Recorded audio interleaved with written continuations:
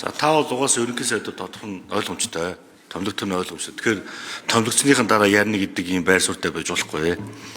Тэгээ учир сайдын хувьд бол захим шилжилт тэгээд цомхон үржигтэй бүтэц ингээ ярьдаг. Тийм учраас одоо таны тэргүүлэх засгийн газар дэд сайтай байх уу байхгүй гэдэг асуудлыг тодорхой хариулж өгөөч. Хоёрдугаар 20 гаруй сайтад дахиад ийм олон яамтай бүтц оруулж ирэх юм уу оруулж ирэхгүй юм уу гэдэг дахиад асуулт хэлээч. За 3 дугаарт би түрүүн татвар төлөгчдөө орон зайг яаж нэмэгдүүлэх юм бэ гэж суусан.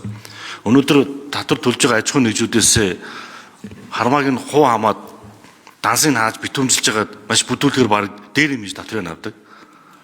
Тэгээ буцаагаад хэдэн компаниг нэмж татвар төлөгчөөр бүртгэх юм бэ гэдэг тийм бодлого байдаг. Бага эдээс л хуу хамаад байдаг. Нэмж татвар төлөгч бий болох юм эргэцэн орчин яаж бүрдүүлж өгөх юм бэ? Энэ дээрээ та тодорхой хариулт өгөөч. Ягаад тэгэхээр та өмнө нь одоо 4 удаа сайд 1 удаа их хурлын.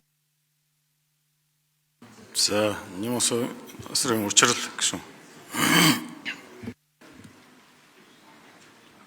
За, ерөнхий сайдаар томилогдвол чиглэлгийн шинжилгээ хийнэ.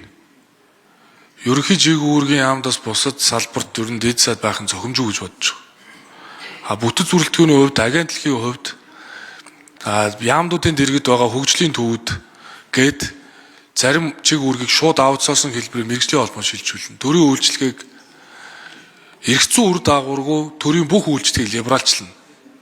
Хэрэгтэй хэрэггүй хороодуудыг татан буулгана. Зоригтой ажлууд бол хийнэ. Хурдтай ажиллана. Үүнийг маань харин та бүхэн дэмжиж өгөхийг хүсье. Шийдвэр гаргахад тодорхой эрх ашиг зөрчигддөг зарим бүлгийн. Гэхдээ үүнийг даваад гарах хэрэгтэй. Энэ бол нийгмийн хүлээлт.